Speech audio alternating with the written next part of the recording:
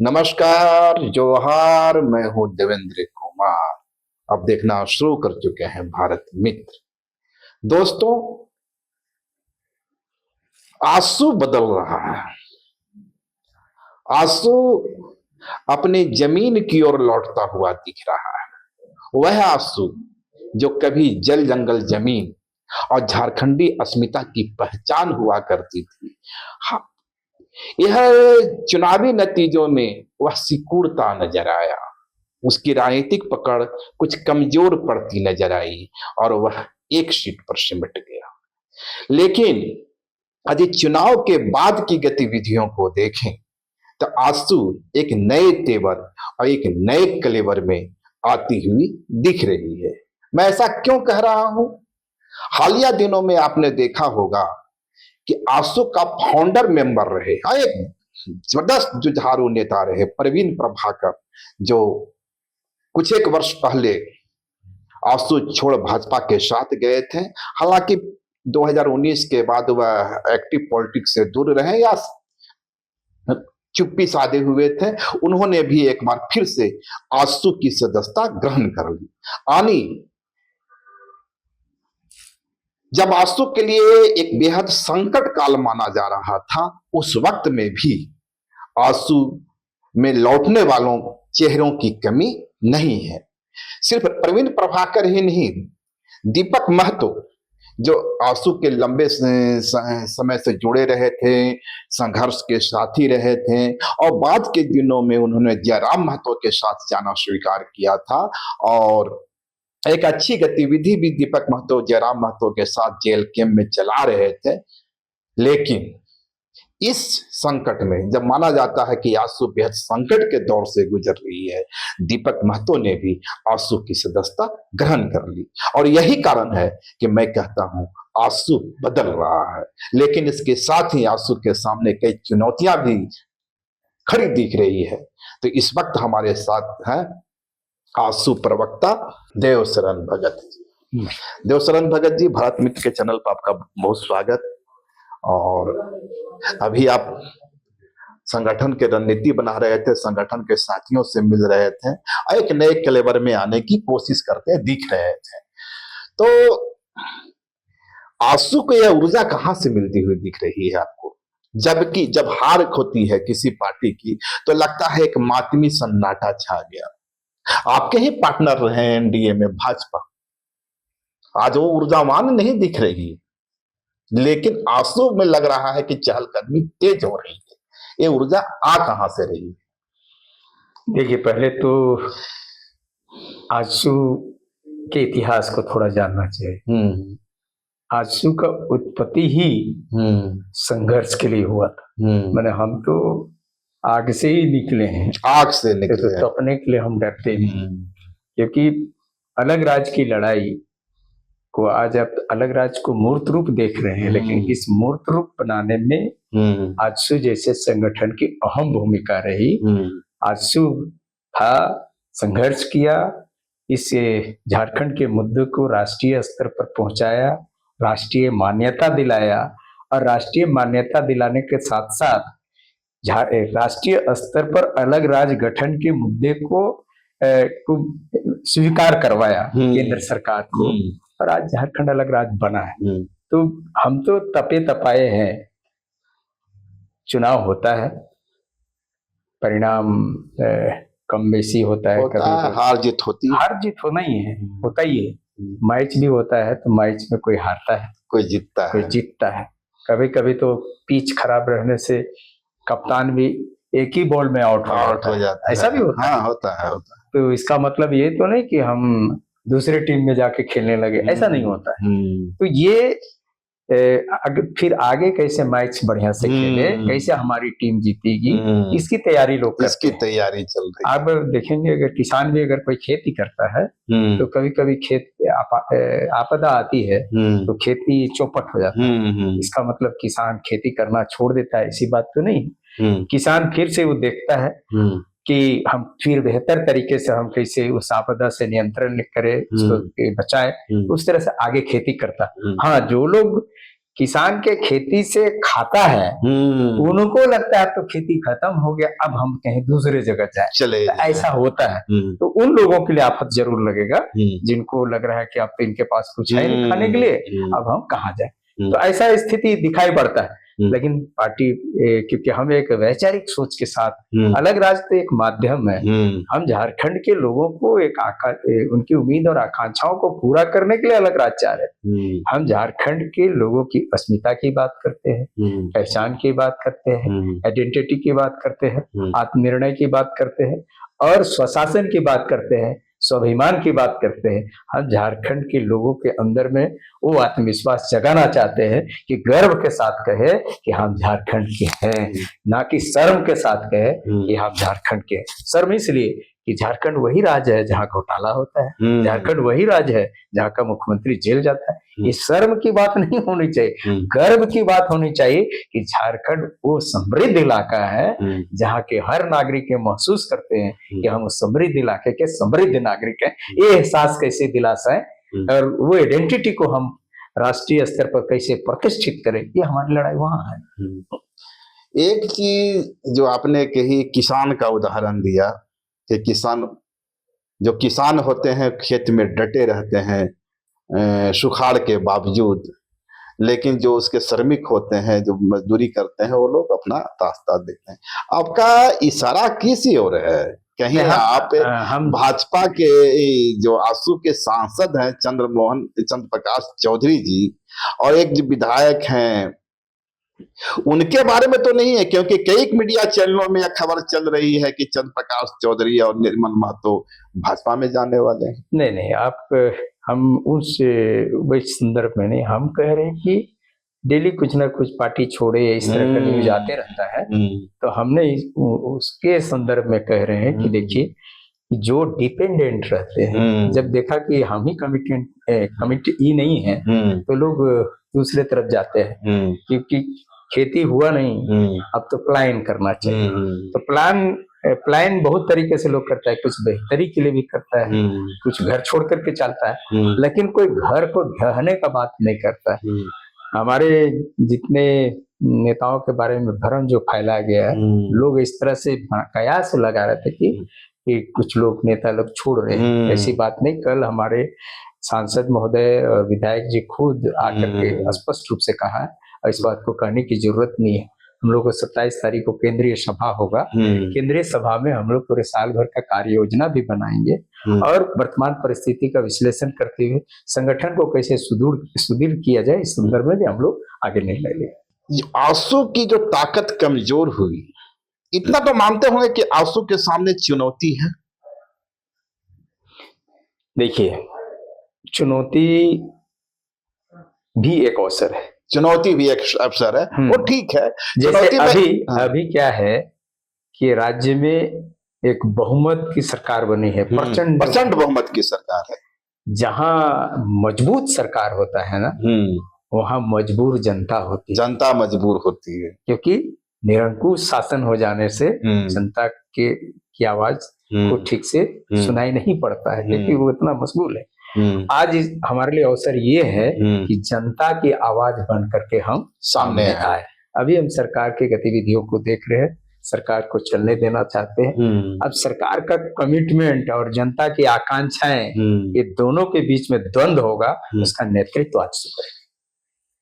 कल बाबूलाल मरांडी भाजपा प्रदेश अध्यक्ष ने एक बड़ा दावा किया कि यह सरकार नौकरियां खा गई। 5 लाख समथिंग नौकरियां हुआ करती थी, उसमें 2,60,000 नौकरियां कम कर दी गई। किस रूप में आप देखते हैं इसको? देखिए, ये तो सरकारी आंकड़ा है, सेंक्शन पोस्ट होते हैं, ऑलरेडी जितनी रिक्तियां हैं सरकार के आंकड़े के पास स्पष्ट है। अगर उस आंकड़ों को आंकड़े में अगर खेला जाए तो ये तो स्पष्ट रूप से सरकार को बताना चाहिए कि सरकारी कई एक विभागों में इतना रिक्तियां हैं, तो कितना रिक्त है पूरे विभाग में, और उसके लिए सरकार क्या कर रही है, इसको तो स्पष्ट करना चाहिए। नहीं, मैं सवाल इसलिए कर रहा हूं कि यह सरकार युवाओं को रोजगार देने के सवाल पर आई थी, अबुआ सरकार होने का दावा करती है, बावजूद यदि ये नौकरियां कम रही है या सीटों में कटौती की जा रही है, तो क्या एक पॉलिटिकल दल के रूप में आपके लिए यह एक अवसर नहीं होगा? अभी सरकार को स्वरूप में आने में ज्यादा दिन नहीं हुआ है। हाँ, अब बहुत ज्यादा चीज उनको बोलना, उनको काम करने देना चाहिए। हनीमून पीरियड चल रहा है। अभी उनको काम करने देना चाहिए। हाँ, काम, अभी बजट आएगा, बजट में क्या उन लोग रखते हैं, उस सब चीज को देखने के बाद जनता की क्या आकांक्षाएं हैं, इसका मूल्यांकन करने के बाद बोलना चाहिए। पहले बोलना ठीक नहीं है। आंसू अपना कार्ड अभी नहीं खोलेगी, भाजपा भले ही खोल दे। नहीं, हम निश्चित तौर पर देखिए, हम हमेशा झारखंड के हित की बात करना चाहते हैं। सरकार अगर झारखंडी हितों की सुरक्षा करती है, झारखंडियों के हित की काम करेगा, हम सरकार को सहयोग करेंगे। जहां झारखंडी हितों का मार खाएगा, उनका हक मारा जाएगा, तो निश्चित तौर पर हम मुखर होकर विरोध करेंगे।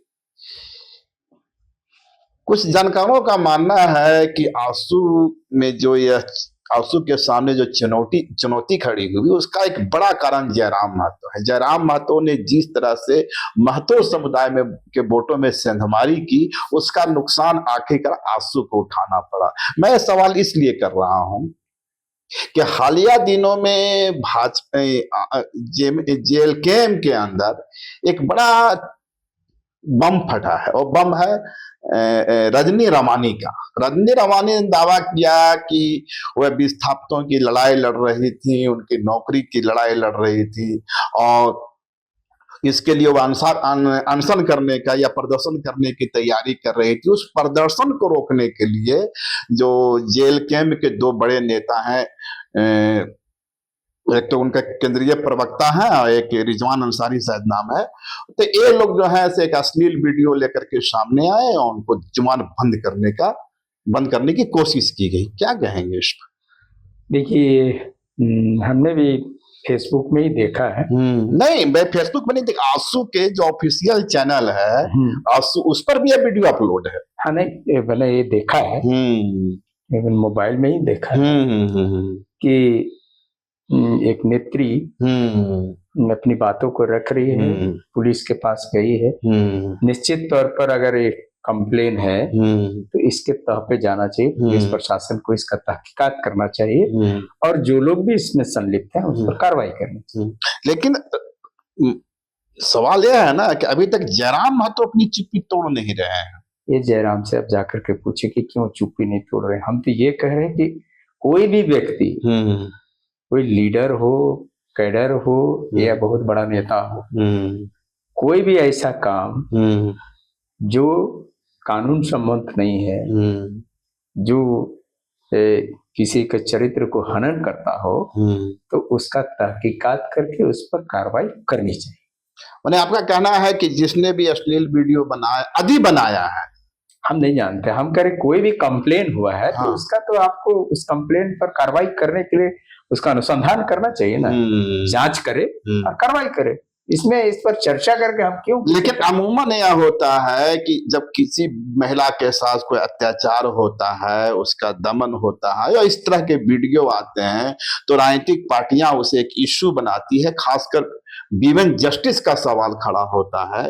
तो क्या रजनी रमानी का मामला विमेन जस्टिस का सवाल नहीं है? मैंने तो स्पष्ट कहा कि किसी महिला के साथ ऐसा होता है, और वो भी नेत्री है, तो निश्चित तौर पर पहले जांच हो, और जांच हो और कार्रवाई हो।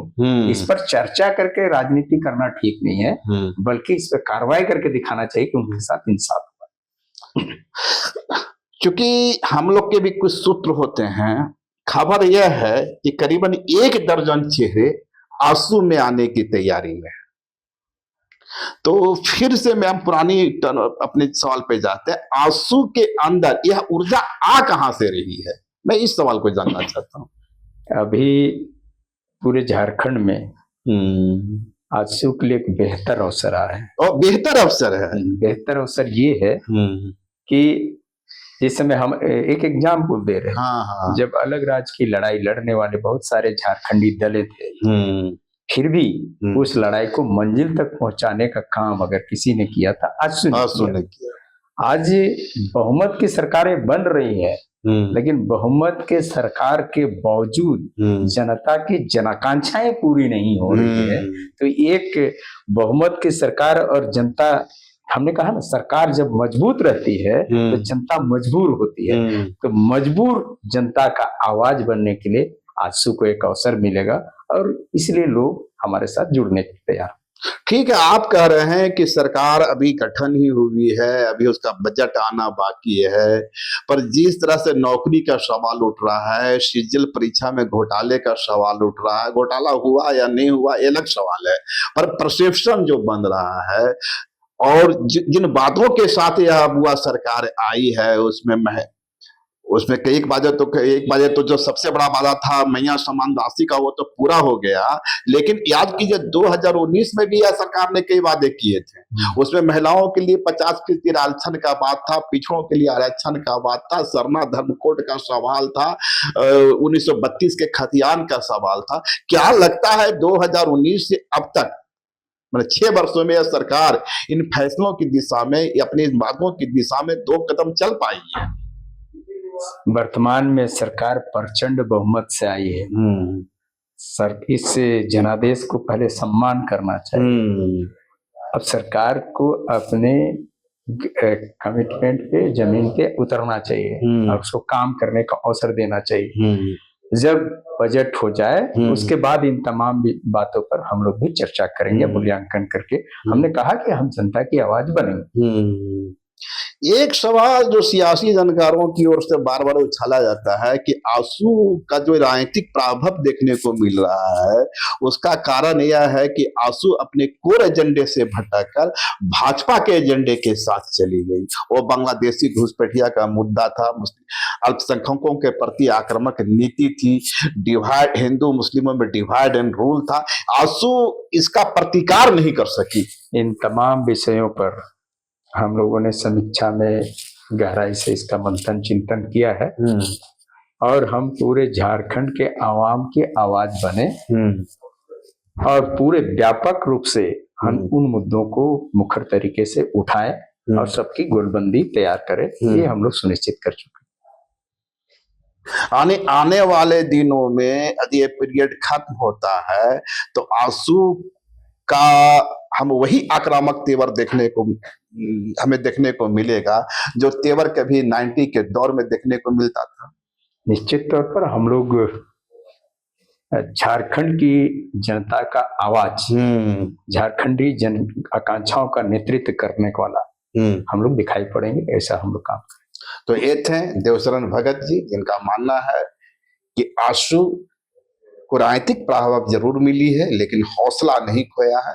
आज भी उनकी पार्टी में एक लाइन लगी हुई है, डेली एक कोई ना कोई बड़ा चेहरा आ रहा है और आने वाले दिनों में भी कई बड़े चेहरे आंसू का दामन थामने वाले हैं।